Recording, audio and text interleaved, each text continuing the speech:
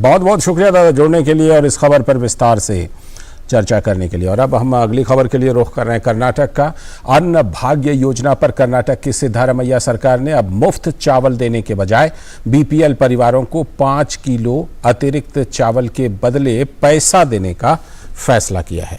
राज्य सरकार के फैसले के मुताबिक जब तक सरकार चावल आपूर्ति करने में सक्षम नहीं है तब तक बीपीएल राशन कार्ड धारकों को 34 रुपये प्रति किलोग्राम की दर से पैसा दिया जाएगा।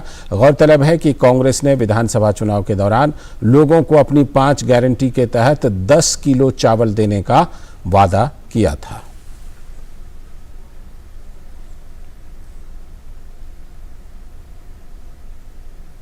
जुड़ रहे हैं हमारे संवाददाता शैलेंद्र मिश्र खबर पर। शैलेंद्र, जिस तरह से ये वादा किया गया था कि 10 किलो चावल मुफ्त में मिलेगा और अब जो है वो चावल तो दे नहीं पाए, अब पैसा दे रहे हैं वो भी सिर्फ बीपीएल लोगों को, तो ये इससे फिर ये सवाल उठ रहा है कि उन गारंटी का क्या हुआ जो विधानसभा चुनाव के दौरान कांग्रेस ने दिए थे।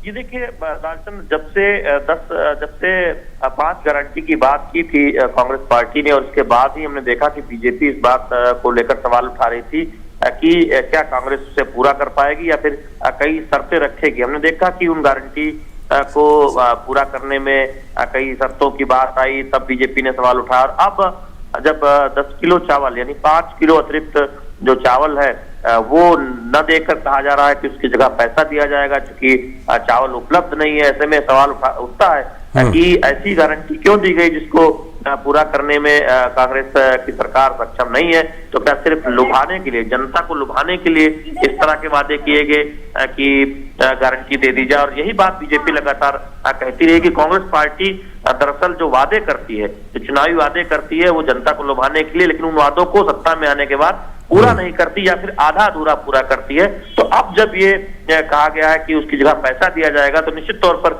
यह सवाल उठ रहा है कि जब आपने चावल देने की बात कही थी तो फिर चावल की जगह पैसा देने की बात क्यों कह रहे हैं। और दूसरी तरफ हम देख रहे हैं कि आंतरिक एक मतभेद भी देखने को मिल रहा है कांग्रेस पार्टी में। डीके शिव कुमार और सिद्धारमैया के बीच हमने देखा कि पहले भी इस तरह की बातें सामने आती रही है कि दोनों के बीच मतभेद है। और जब हाल में एक बयान दिया डीके शिव कुमार ने कि सिद्धारमैया, जब इससे पहले सिद्धारमैया की अगुवाई सरकार थी तो एक फ्लाईओवर के मामले में दबाव में झुक गए थे और उसका निर्माण नहीं कराया था।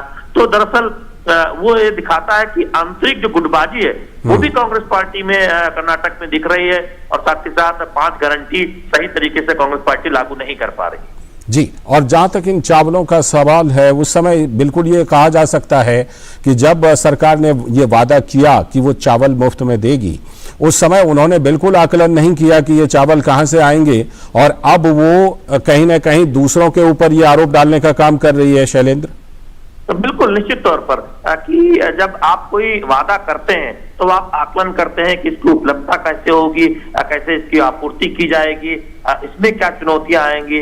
आप वादा करने से पहले ये सब कुछ सोचना होता है कि अगर आप सत्ता में आते हैं तो किस तरह से उस वादे को पूरा करेंगे। और अब हम देख रहे हैं कि उतना चावल ही राज्य सरकार के पास उपलब्ध नहीं है और वो उसका बहाना भी दे रहे हैं, आरोप लगा रहे हैं, अलग अलग तरह से सफाई में तमाम ऐसी बातें कह रहे हैं कि वो इसलिए चावल नहीं दे पा रहे हैं क्योंकि आपूर्ति उनको नहीं हो पा रही ढंग से।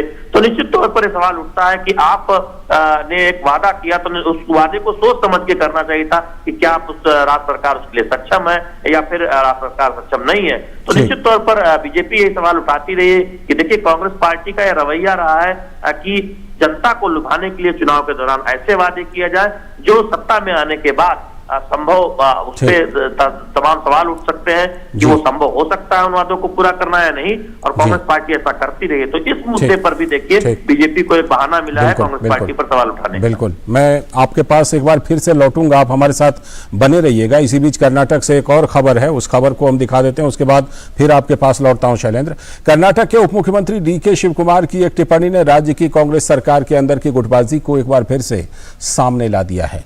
डीके शिव कुमार ने कहा कि वो एक ऐसी परियोजना पर काम शुरू कर सकते थे जिसे मुख्यमंत्री सिद्धारमैया अपने पिछले कार्यकाल में आगे बढ़ाने से डर रहे थे। शिव कुमार ने कहा कि 2017 में मुख्यमंत्री सिद्धारमैया और तत्कालीन बेंगलुरु शहर विकास मंत्री केजे जॉर्ज शहर में स्टील फ्लाईओवर के खिलाफ विरोध प्रदर्शन से डरे हुए थे। अगर मैं होता तो मैं प्रदर्शनकारियों के शोर शराबे के सामने घुटने नहीं टेकता और प्रोजेक्ट पर काम जरूर करता। तो ये टिप्पणी जो डीके शिव कुमार की है, इससे कहीं ना कहीं एक बार फिर से दरार सामने आया। शैलेंद्र, जिस तरह की ये टिप्पणी है, पहले से ही कांग्रेस में गुटबाजी की खबरें आती रही हैं, डीके शिव कुमार गुट के नाराज होने की खबर, अब डीके शिव कुमार ने जो ऐसी टिप्पणी कर दी है, इससे सीधा मुख्यमंत्री के ऊपर ही एक तरह से हमला कहा जा रहा है। लेकिन निश्चित तौर पर ये सवाल उठाता है कि डीके शिव कुमार क्या ये कहना चाह रहे हैं कि उस वक्त की सरकार में जो नेतृत्व था कर्नाटक में, तभी सिद्धारमैया मुख्यमंत्री थे और वो एक दबाव के आगे झुके, जिससे एक विकास परियोजना फ्लाईओवर आगे नहीं बढ़ पाया। और अगर उन्हें फैसला लेना होता डीके शिव कुमार तो बाद वो फैसला हो जाता। तो ये एक तरह से सीधे तौर पर इसे देखें तो एक टिप्पणी मानी जा रही है सिद्धारमैया पर। हालांकि सफाई आई कांग्रेस पार्टी की तरफ से और हमने देखा कि इस मामले को ज्यादा तुलना देने की एक तरह से बात कांग्रेस पार्टी की तरफ से कही गई। लेकिन निश्चित तौर पर चूंकि ये कोई पहली बार नहीं है, डीके शिव कुमार, हम देखते हैं कि डीके शिव कुमार की तरफ से पहले जो बयानबाजी होती रही या फिर मुख्यमंत्री के रेस के दौरान जो एक माथापच्ची हुई और कहते हैं कि